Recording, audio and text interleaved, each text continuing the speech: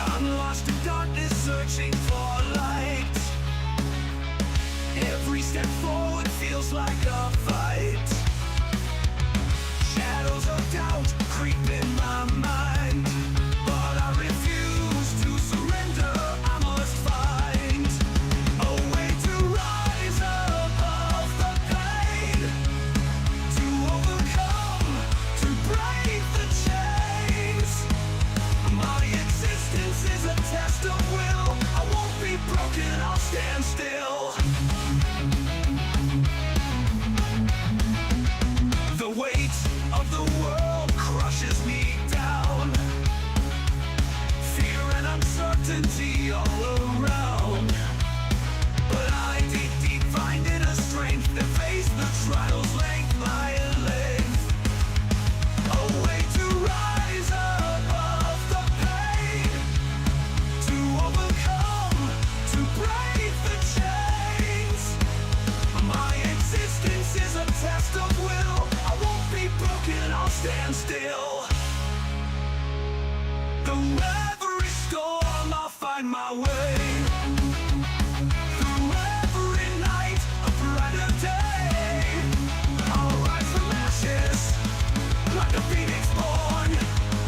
My spirit unbroken, my heart reborn.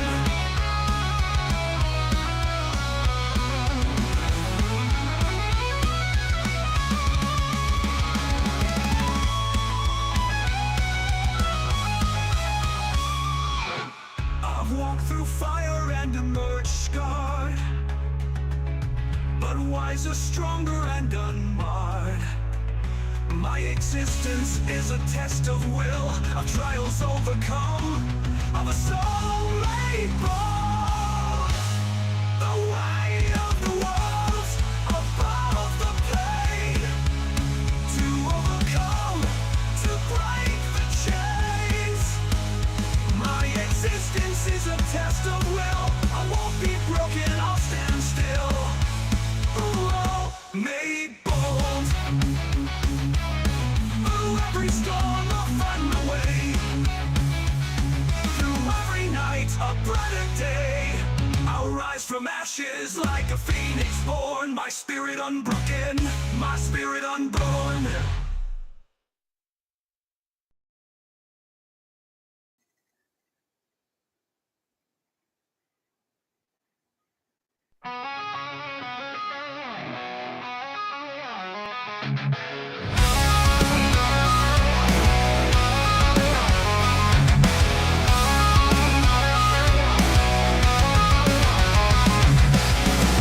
Day, nothing changes. All I want is a moment to think clearly, but thoughts come unrelenting, consuming every waking moment.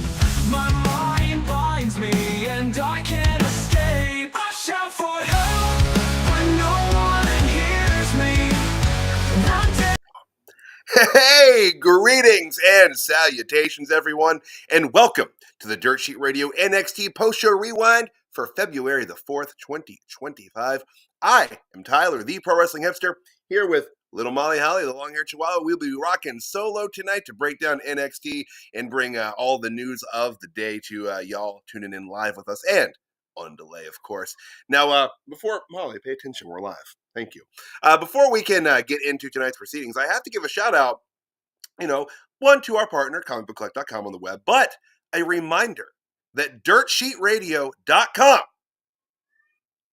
it is now your new hub for all things professional wrestling at any time of day, night, doesn't matter when. You can go there 2 o'clock in the morning. It's going to be there all the time, always. dirtsheetradio.com. Be sure to check it out. Make it your background, your homepage. We don't have a widget. If there was a widget, I'd say get the widget, but there's not a widget. I just want to say widget a few times. That was fun. But yeah, so dirtsheetradio.com, guys. Lots of fun going over there. John said I can put my hits and misses column over there. So I'm excited to get to do that because writing stuff like that on Facebook is a little difficult. Doesn't doesn't work that well for some reason. Anyway, I digress, guys. We got a lot to talk about tonight on NXT. Heck of a show. We're just a couple weeks away from Vengeance Day, taking place on the 15th of February, depending on how you prefer to say that. It's one of those weird words, but yeah, so we've got that coming up just around the corner, and I guess we'll start with tonight's main event, as we typically do. Tonight's main event, tag team action, A-Town Down Under, taking on the Bedfellows team of Oba Femi and Trick Williams. Of course, the part of the story here being, can Trick and Oba coexist, despite the fact that they have such a dislike for one another. They could, but they couldn't. uh, as it would be. The main event was pretty solid. They went 12 minutes and 4 seconds before A Town Down Under was able to get the win, but they didn't do this all on their own, of their own volition. They had some help there. Eddie Thorpe interloping his way into the main event picture once again, which I said Eddie Thorpe's a good talent, guys, so I'm happy for him on there. But he cracks Trick Williams across the back with a leather strap, and this led to A Town Down Under being able to get the win here tonight. After the victory, they kind of booked out there, and Oba Femi. Oba just leaves Trick Williams to take a beating from that strap via Eddie Thorpe. He whooped that Trick, as it would be. Oh, no, man. Booker did not like it. So I'm assuming that this is going to lead to a strap match between Eddie Thorpe and Trick Williams at Vengeance Day. Um, unless, the leather strap is just going to become like Eddie Thorpe's new, weapon of choice. But it would make more sense. It's going to be a strap match coming up. Because obviously Trick does want another shot at Oba, but Oba is spoken for at Vengeance Day, as he'll be facing Austin Theory and Grayson Waller in a triple threat. Which, before the match tonight, they did have a little bit of, problems creeping in between the partners there regarding who would be winning the NXT Championship come Vengeance Day. So it's good. I mean, it makes sense. Heel's going to heel. They're not going to get along anyway when it comes to something like that. But like I said, solid main event. Did some good story progression, and we had not just the post match segment or event there. We also had a post match segment. Several times throughout the night, they had screens in the background go to the color bars that they ended last week's broadcast with, and it had said Vengeance Day. They did the same this week, except also after the transmission color bars, they showed a silhouette shot of 4 individuals. It's really hard to make out any IDs on these guys. All we can really say for sure is that it looks like one of them's wearing a do-rag, one has dreads. You can see some facial hair on a couple of them, but it's hard to say. But we'll find out on Vengeance Day, as they keep tagging that with Vengeance Day. But be interested to see who that is. I like these slow teases like that, where it takes a couple weeks and you get a little bit more information. Slow burn storytelling is the order of the day nowadays here in WWE and NXT. So, and that's not a complaint. I like that. I'm here for that completely. But yeah, that was the main event tonight. Poor Trick.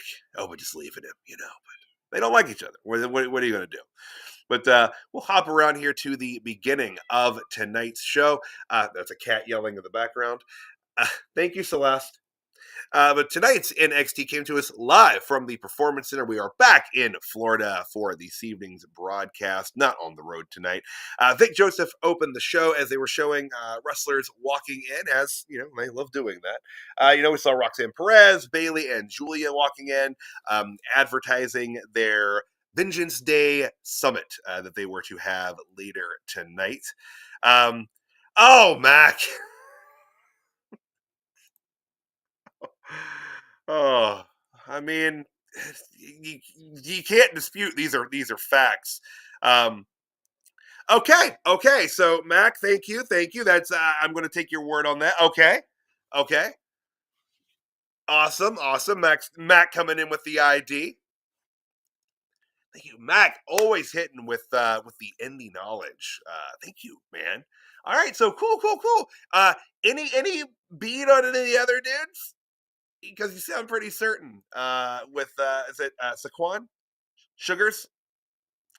Um, but yeah, guys. Any Mac. Thank you. Anyone else tonight? If you've got an idea or a theory on who the rest of these folks are, let us know because I'm excited. Like I said, love this kind of stuff. But yeah, our opening bout tonight, we had Stephanie Vaquer taking on Jacy Jayne as Stephanie has worked her way through fatal influence on her journey towards Fallon Henley and the Women's North American Championship. Vaquer and Jayne put on a great opening match here. They went 11 minutes, 21 seconds.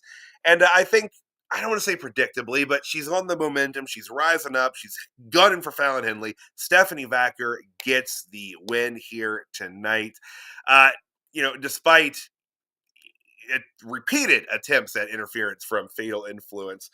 So she's got her match coming up with Fallon at Vengeance Day, and I could see them trying to stretch this out a little bit more. I'd actually kind of like for them to, but I could also see them absolutely just pulling the trigger and going with Vaquer at Vengeance Day over Henley and giving her this belt. But I would like to see Fallon carry it just a little bit longer. I think she's been doing a hell of a job with the championship. But a good match tonight. I need for them though. I need for them to unplug Booker's headset during Stephanie Vaquer's matches going forward. When she does that repeated knee stomp into the mat with her opponent's head, I can't handle Booker T during that. It's to say it's lewd is really understating it. If you've not heard Booker during that move, go listen to it, and then you're probably going to try to scrub your ear out with a bottle brush. Oh yeah, man. Ugh. God, he needs to get on his blood pressure medication before he passes out there. But yeah, other than Booker being pervy on commentary, fantastic match. One of the longer matches we had tonight. Didn't have quite as much bell-to-bell time tonight as we did last week, but it's going to vary a little bit. Last week we had almost a full hour of bell-to-bell, but all right.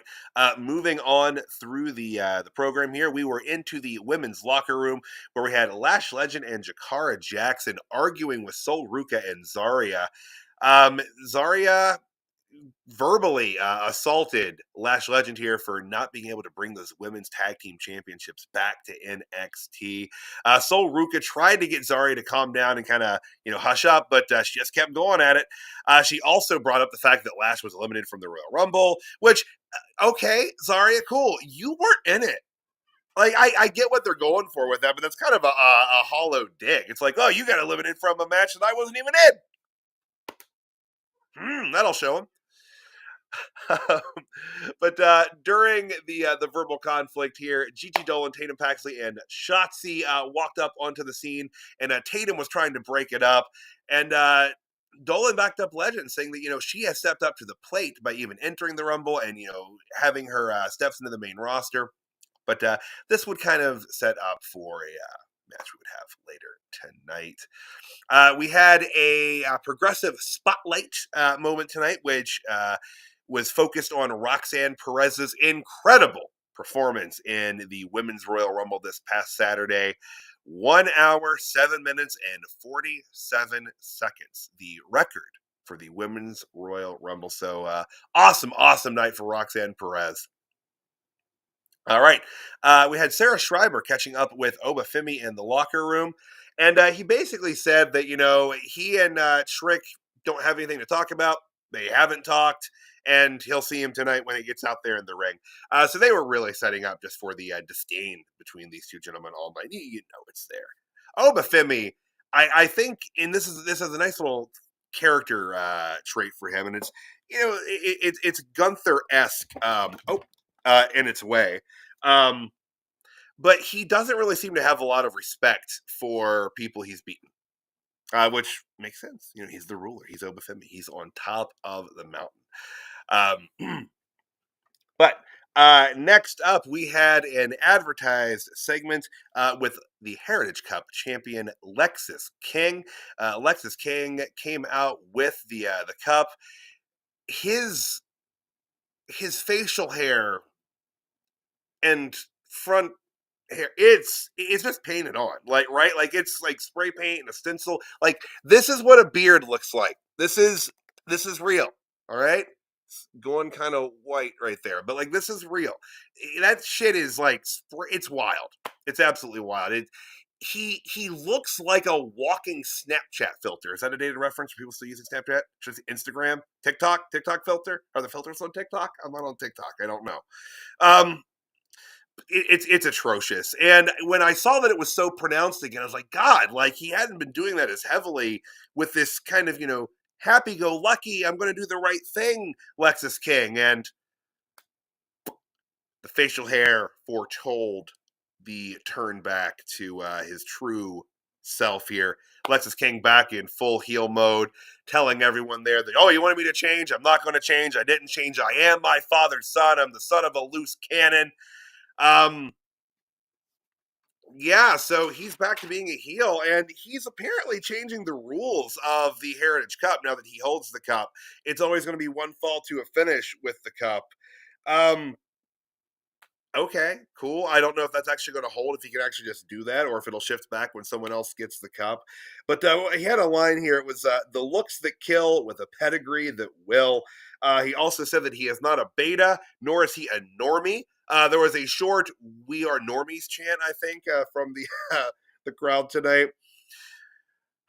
But while he was going through his list of obnoxious buzzwords, he was interrupted by Fandango's music.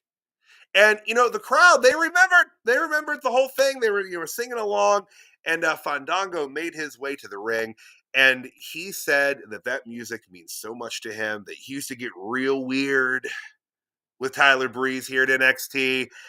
And he said that his name is JDC. So he is JDC here, and that he represents the system, and that the system is always looking for gold. And he'd like to have a drink from that sweet girl, I think he called the cup. It was kind of creepy. He was getting weird in NXT. This is what he does. He gets weird. And he said that he'd been talking with Ava, and he made a deal, and that he gets a Heritage Cup championship match next week against Lexis King. So I'm excited. First, there's a couple things I want to break here. One, excited as hell for this match. I think it's going to be a lot of fun. I'm, really, really, amped for the whole talent exchange. We're getting a lot of NXT talent on TNA, week after week, and I'd like to see him bring a little bit more into NXT from TNA. And this is a good example here, or a good use of a former, WWE talent back into a familiar territory. I like that they acknowledged that he was Fandango, but told the audience that he's JDC. This is his name now, which I find interesting, because now I wonder if if Nick Nemeth were to ever appear on NXT or WWE television now, if they would do something similar where he's like, "Look, I'm Nick Nemeth. I'm not Dolph anymore." And if they did that, I'd really love for him just to completely bury the Dolph Ziggler name. But that's neither here nor there. The cup going to a single fall without the timed rounds and everything. If that's the case, I don't really see why have the cup. And I love the Heritage Cup, but if you're just going to make it one fall to a finish or one submission, whatever, that's not what the Heritage Cup is. At that point, you just have another normal, a tertiary championship that's a physical object instead of a belt. If we're going to do this, just make it a belt. But I'd rather it, stay the traditional Heritage Cup rules. But I could be in a minority there. I know there's a lot of folks that do not like the Heritage Cup concept. They don't like the rounds, the European style matches. But I don't know. We'll see what happens next week. But we do know for certain next week, Lexis King and JDC for the Heritage Cup. Coming back from the break, I was hella confused because I thought maybe my TV had switched networks without me being aware of it. Because we were shown a scene in an abandoned warehouse that looked like, a TV show. And we saw Tony D'Angelo talking to a bunch of people. So apparently, Tony D is going to be appearing on an episode of a show called Wild Cards on the CW network. And this cut to Tony with the family backstage talking about his TV appearance. And Stax, Channing Stax Lorenzo here. He was little dickish about this. He's like, "Oh, so that's what you were talking about, Izzy, with why you were too busy to come up for our match last week." So they're definitely planting some seeds. I don't necessarily want to say of dissension between the underboss and Tony D, but definitely seeds of irritation. So there's going to be maybe some rough waters for the family coming up ahead here. But this would take us into our next match on the card. We had Channing Stax Lorenzo with the entirety of the family by his side. All right, Tony D came out for this one. Rizzo was there. Luca Crucifino was there. Everybody was there taking on Ridge Holland. So Ridge continuing his path towards Tony D here as he works his way through the family. And again, they're doing a similar thing with Fatal Influence and Stephanie Vaquer. I'm fine with this. If you've got a stable of guys, yeah, I'd kind of, if I was at the top of a stable, I'd kind of want to make somebody run through everybody before they got to me too. It benefits you as champion, even though it's kind of a heel tactic and Tony's not really a heel, but anyway. But solid match, not a long one here. We only went 3 minutes and 43 seconds. This didn't go great for Stax. Ridge Holland's picking up the win here at the 3:43 mark. Stax had everything in his favor. Everything was stacked in his favor. See, puns. He jumped Ridge Holland before the bell. Ridge was in the middle of his pose on the mat. He jumped in from behind before the bell even hit. The commentary kind of justified it because he was so upset over Ridge's treatment last week of Izzy. So he jumped the bell. He had the family running interference in moments, and Izzy Dane ran interference. And still, Ridge Holland beat him. Not looking great for the underboss there.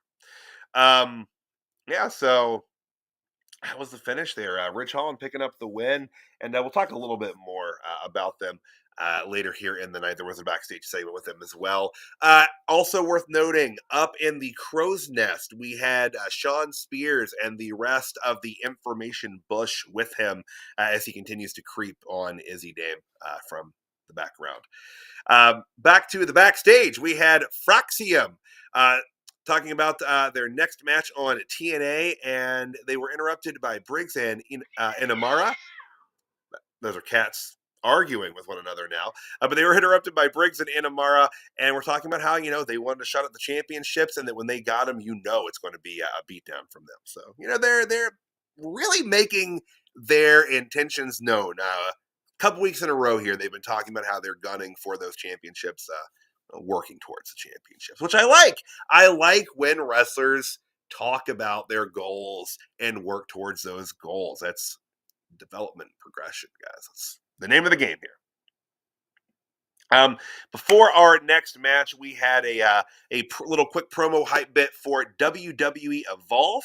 That's there's 5 weeks out, I think, or about a month out. It's I think March 5th. It will make its debut on Tubi, Wednesday, March 5th at 8 p.m. I'm looking forward to this. I know that there's some folks on the online giving me some shit over that, but I liked Level Up a lot, and I was bummed out, and I lamented the loss of Level Up, and now we're basically getting Level Up 2.0 here with this WWE Evolve. The ads that they've shown, the majority of the talent in the ads are talent that wrestled regularly on Level Up. And, I said I've recognized nearly all of them. There's only a couple faces that didn't look super familiar, but I'm excited for this. So yeah, Tubi, March 8th. Or sorry, March 5th, 8 p.m. I'll definitely be talking about that. But that's going to take us into the next match. We had Zarya and Sol Ruka continuing to be an oddly put together team, just odd. And Tatum Paxley and Gigi Dolan, also odd, but odd because that's their characters and their gimmick. It's odd in a fun way, not odd in a confusing why are you a team kind of way. This makes sense. But Tatum Paxley and Gigi Dolan taking on Zarya and Sol Ruka. Again, not super long for this one. 4 minutes and 17 seconds. Sol Ruka and Zarya picking up the win here tonight. Not the way that I would have preferred it to go. I would like for Paxley and Dolan with their buddy Shotzi up there to start picking up some wins here as a team. I like them as a team. Maybe part of that's just because I'm a big supporter of Tatum Paxley. Gigi Dolan's awesome too, and so is Shotzi. Like they're a fun group. They're a fun group. I like this. Tatum debuted a new submission hold tonight called the Spider Inside Her, which is, the name's almost too cute by half, but I dig it though. It was kind of like I don't know how I can describe it. Almost kind of like an inverted gory special. Let's try the best way. But it was cool. I really dug it. It was a cool looking move, and I hope that that's something that she can work in to the repertoire regularly here. But cool moves aside, they couldn't get it done here tonight. Like I said, Sol Ruka and Zarya getting the win here. Yeah, the match happened. Like I said, it was a perfectly fine match. Not any real consequence or drama to it, but yeah. All right, rolling through the show, heading into the second hour, we had Sarah Schreiber catching up with Trick Williams. This interview with Trick was similar to the interview with Oba. He stated that he hadn't seen Oba for the entire day, but it doesn't matter. They'll win tonight, which they didn't win. But he said, again, he's beating the drum, he's upset, and he said he should be getting a one-on-one title shot at Vengeance Day. It shouldn't be A-Town Down Under getting that shot, and he said he's going to whoop y'all bitch ass, and got a big pop for that. So we can say bitch on the CW, apparently. Good to know. Good to know. This is maybe since The Rock's appearance, they're going to be like, you guys can curse if you want. If you say fuck, we'll just bleep it out. It's CW. We don't care. It's live. We're just happy to have live television, guys. All right. Our next segment we had was the advertised Women's Championship Vengeance Day Summit. We had Bayley out first. Bayley got a big pop as she made her way to the ring, shaking hands with the fans and, hugging up into the crowd and such. She made her way out, and we had Roxanne Perez come out next. And as Mike Rome was introducing her, she grabbed a mic and cut him off and said that she wanted to talk about her performance in the Royal Rumble, which makes sense. I mean, why wouldn't she want to gloat about this? She had an incredible performance in the Royal Rumble. This is Tuesday Night Roxy, after all. 1 hour, 7 minutes, 47 seconds. She got booed thoroughly from the crowd, which was good. I kind of thought she might get a bit of a pop and have to kind of get the crowd back against her based off of that incredible performance on the Rumble. But yeah, she talked about how, she beat the record. She beat Bayley's record. And she eliminated Giulia. And yeah, she was, really patting herself on the back pretty hard here. And Bayley cut her off, told her to shut up, said that, she helped build this women's division in NXT. She put the NXT rings together with her bare hands. She sat through promo classes with Dusty Rhodes. And she said that Roxanne is losing herself. And in the process of losing herself, she might actually lose her best friend as well. Of course, talking about Cora Jade. Perez told Bayley that she didn't get it. That when it comes to the NXT Women's Championship, there are no friends and that she has no friends. And the NXT Championship wasn't enough for her, that she wanted the championship on Raw. She wanted the championship on SmackDown. And hey, if I decide to vacate the NXT Championship, maybe Cora Jade can win finally. Ooh, throwing shade at your buddy Cora there. When she said that, Giulia's music rang through the arena as she made her way out, shouting "enough" in the mic.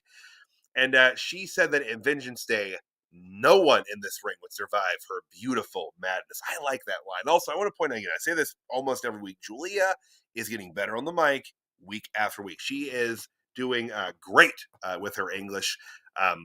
Fantastic. She's coming along really, really well with that. And again, it's not really as necessary as it would have once been. Vince ain't running this show anymore. They're comfortable working, promos in different and far more creative ways than they used to. But this seems like this is important to Giulia. I don't know if it is. I don't know Giulia personally, obviously. If I did, I'd be talking about that a lot.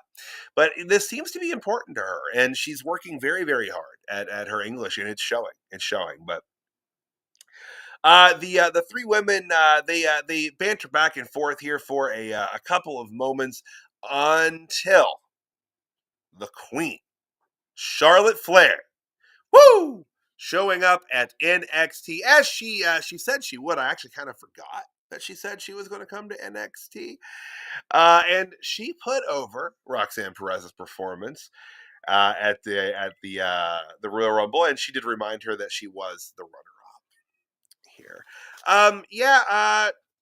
Charlotte stayed on the ramp during her promo here. Really just it was a Charlotte promo. It was cool to see her show up on NXT. Of course, she talked about how she, again, much like Bayley, cut her teeth here. This is where she started, and she reminded the crowd that she did the last time she won the Women's Royal Rumble, that she did select the NXT champion in Rhea Ripley, and that she beat her, which that got boos from the crowd. Charlotte's going to get booed, I think, pretty much everywhere she goes right now. If they want her to get cheered against Tiffany Stratton, if that is the direction she goes, they really have an uphill battle to go with that. I don't think Tiffy's going to get booed over Charlotte as it currently stands, but we'll see. So as Charlotte was talking, boom, Cora Jade hits the ring with her kendo stick, just laying waste to Bayley and Giulia. And as they ditched out of the ring, she swung at Roxy as well. So Cora done with Roxy's abuse and slander, as it would be. So we'll see. Still no real beat on what she talked to Ava about last week, but I'm assuming that it's got something to do with this. And said this last week. I said it in my hits and misses column last week as well. I am excited for this program with Cora Jade. Roxy and Cora is one of those feuds that they need to do before Roxy heads up to the main roster, which is just inevitable. It's happening sooner rather than later. Probably after Stand and Deliver, I imagine. But moving through the show here, we had another backstage segment. We had Ava speaking with Ethan Page and Javon Evans, who were being held apart by security. Evans still with his wired shut mouth there, and Ava said that the two of them could have a match at Vengeance Day if Javon Evans got medically cleared for the match. So clearly they're going to have a match at Vengeance Day, which is good. I've enjoyed this feud, and Javon needs to come out of the gate swinging and get his pound of flesh from Ethan Page here. All right, we had Kelani Jordan make her entrance ahead of the break. Y'all know how much I love that they do that. God, these cats are going crazy tonight. Coming back from the break, and this is one of the reasons why I don't like that they do this, because it's like entrance. Something that's not involved with the match. Entrance. But coming back, we had Josh Briggs speaking with Hank and Tank, saying that he would like to have a tag team match with them next week. And they're like, hell yeah. So as they agreed to that, the scene shifted, and I do like that they do that. I like these, cuts, or not cuts, but smooth edits from one section to the other. We saw the family with Izzy Dame here, and Rich Holland showed up and spewed some words at them, and Izzy suggested that the Dawn of NXT, Tony D'Angelo and Rich Holland, settle their problems in a cage match. Holland said that sounded good to him, and Tony D said, "Yeah, sure, cage match, whatever, doesn't matter. I'll beat him." Um, at this point, I said this before. Izzy Dame has to be working the family, right? Like either on behalf of Sean Spears, who again was creeping with the other members of the Information Bush trademark in the background, which Ridge talked about. But I think she's either working with them or working with Ridge. I don't know what, but like she's not actually on the side of the family here. I don't trust her. I don't trust you, Izzy Dame. Um, but our next match we had up on the card, Kelani Jordan taking on Karmen Petrovic with Ashante the Adonis at her side. Still no idea on what their Valentine's Day plans are, but Valentine's Day is the day before Vengeance Day, so maybe we'll get something at Vengeance Day about that. Solid match here. Exactly what you would expect to get from Karmen Petrovic and Kelani Jordan. I think Kelani Jordan is coming along with this character, this little, kind of aggression or aggressive streak that she has adopted here. However, this new, ruthless aggression that Kelani Jordan is showing did backfire on here tonight. She won the match, y'all. She won the match via submission here. And after the bell rang, she went right back on the attack. And this led to the referee reversing his decision, declaring Karmen Petrovic the winner here.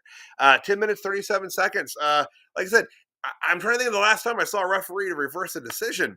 But yeah, so in the records books, in the, sound like Pat Patterson, in the record books, it will state that Karmen Petrovic won this match in 10 minutes and 37 seconds.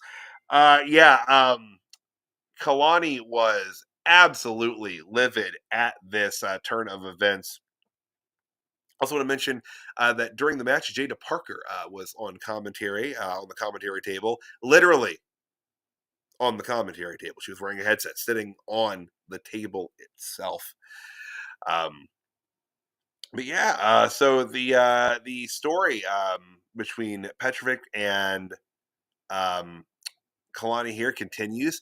Also during the match, there was a point where Karmen got pushed out of the way by Ashante the Adonis, and he took a splash from Kelani Jordan. Yeah, I dug this. Solid work here. Um, on Jada Parker, I say this pretty much every week. She is so good. I don't know how long she's going to stay in NXT. She might get called up to the main roster if she really has, a singles title or anything down here. She's so good. Yeah, getting and again, I guess I shouldn't assume that just because she's got an appearance in the Rumble that she's necessarily main roster bound any sooner than she would have been, because this was Roxanne Perez's third appearance in the Rumble. But that was big too. And she had a decent reaction at the Rumble making her appearance. People like Jada Parker. They're paying attention to her. People know who she is, guys. But moving forward from there, we were in the parking lot talking to Stephanie Vaquer from an unseen interviewer. My heart started beating out of its chest. I'm terrified because this is the NXT parking lot at the Performance Center. It is the most dangerous place in all of professional wrestling. But she made it okay. She, got through the segment without getting attacked. You can see in the background. I think it was Elektra Lopez back there. It's kind of hard to make out. There was a few people back there chatting, but yeah, just quick little interview segment here. Again, Stephanie Vaquer's English coming along really, really well. She said that Jacy and Jasmine cannot help you, Fallon, and I will see you in hell. She really likes to push that a lot. That was one of her big promos a few weeks ago. I will welcome you to hell. She's, the Dark Angel. She's taking people down to hell, y'all. Wasn't Dark Angel a show on the WB? Right? That was That's the thing, right? Thank you, Chuck. Wow. Wait, Lita broke her neck on that set. Okay. See? It all ties into wrestling, guys. It's all one big concentric wrestling circle. But yeah, Lita broke her neck on that show, and it was Jessica Alba. It was like her first big thing. Anyway, enough about Dark Angel. Um, but let's see. Sorry, I lost my place in my notes there, guys. I got distracted by ancient WB shows.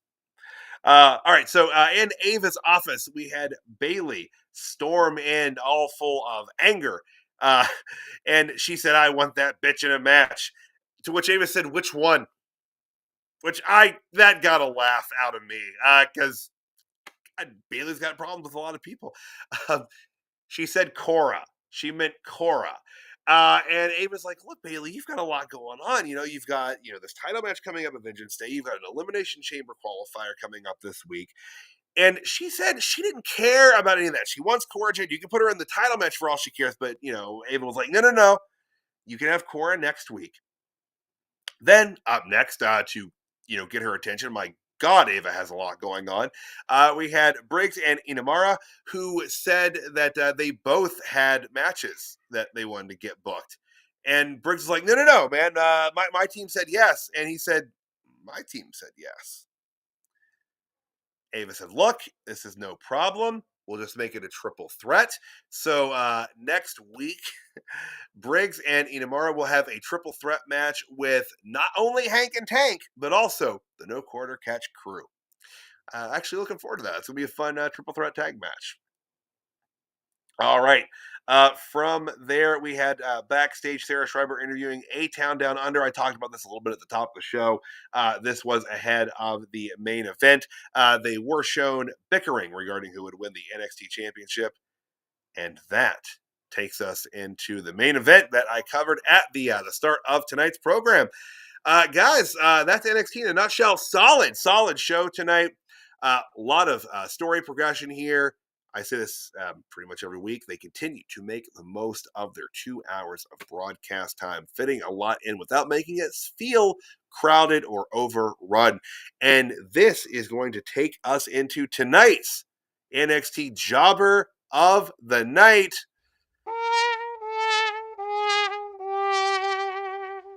Sadness overwhelms for the Jobber of the Night.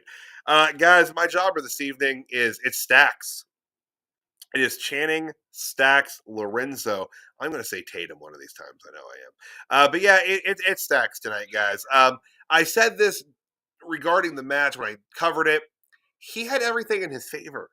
He jumped Ridge before the bell, heel move, which I guess that's another little nod that he might be turning heel here.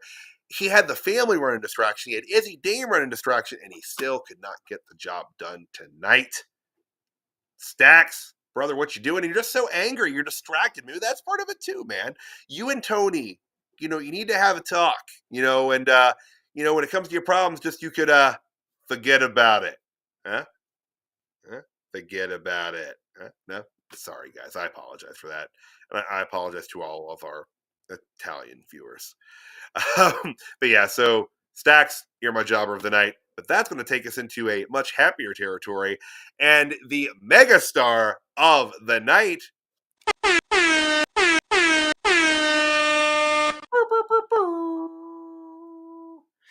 Megastar of the night.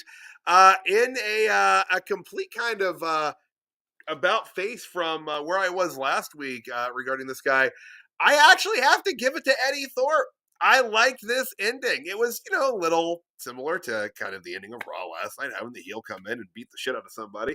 But I liked this. He actually seemed aggressive and mean, and I don't know. He had a little more pop to him, but like he still is, kind of coming from behind the 8 ball here because he got punked out a couple times there over the last month. But I liked this. I liked this a lot better than his promo segment last week, the pre-recorded segment. I said this in the hits and misses thing last week, but it was a step in the right direction for sure. Kind of calling back to his Native American roots is a much better character decision than DJ Eddie Thorpe. But I dug this. So yeah, like I said earlier, I'm sure we're going to be getting some sort of strap match or one-on-one conflict between Trick and Eddie at Vengeance Day. The only thing is, I don't see Eddie Thorpe winning that match, especially if they're going to go around with Trick and Oba one more time. Trick has to be strong going into that match with Oba, which I would assume would take place at Stand and Deliver before Trick heads up to the main roster, which I think is happening after Mania. But again, you're kind of putting Eddie Thorpe into a situation where he's going to come out losing. And sometimes folks can look good in loss, but I don't know if at this point Eddie Thorpe can look good in a loss because he's lost an awful lot. But we'll see what they do. We'll see. But as it stands for tonight, Eddie Thorpe is my megastar of the night. But guys, I want to thank y'all for tuning in live with us tonight and sticking around while I jawed about NXT.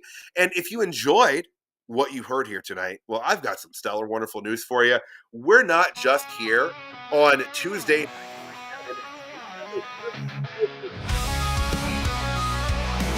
Because professional wrestling never stops and Dirt Sheet Radio is always on. We're here every Monday breaking down Monday Night Raw, obviously Tuesdays for NXT. We are here Wednesdays for AEW Dynamite, Thursdays for TNA Impact, and of course Fridays for SmackDown. Wednesday nights, guys, late into the night, you can check out the Dirt Sheet Radio flagship podcast. I think late into the night, or you can check it out early Thursday mornings like I do. It'll be there waiting for you with you and your coffee. Also on the weekends, myself and TJ bring the Weekend Wrestling Roundup with the W, breaking down the week stories and things that we just want to talk about and discuss that we maybe didn't get to during the week. Also on Mondays, the 3NP crew making it live and bringing all the goodness of professional wrestling every week, breaking it down and having a good time and having a blast while they do it. Be sure to check out 3NT every single week. And Major Issues, comic.com, Major Issues, our partner over there. Be sure to check them out. Okay, we got a lot going on, guys. It never stops at Dirt Sheet Radio. Hey, be sure to follow Dirt Sheet Radio on all of the socials. That's all of them, guys. And be sure to I know you hate hearing it, but the like, the subscribe, the bell, it all helps us out, guys. And hey, give myself a follow as well after you follow all of Dirt Sheet Radio and John Escudero. Give me, the Pro Wrestling Hipster, over on Facebook to follow. Thank you guys again so much. I'm Tyler, the Pro Wrestling Hipster, with Molly Holly. Have a good night, guys. Who am I to say I deserve peace?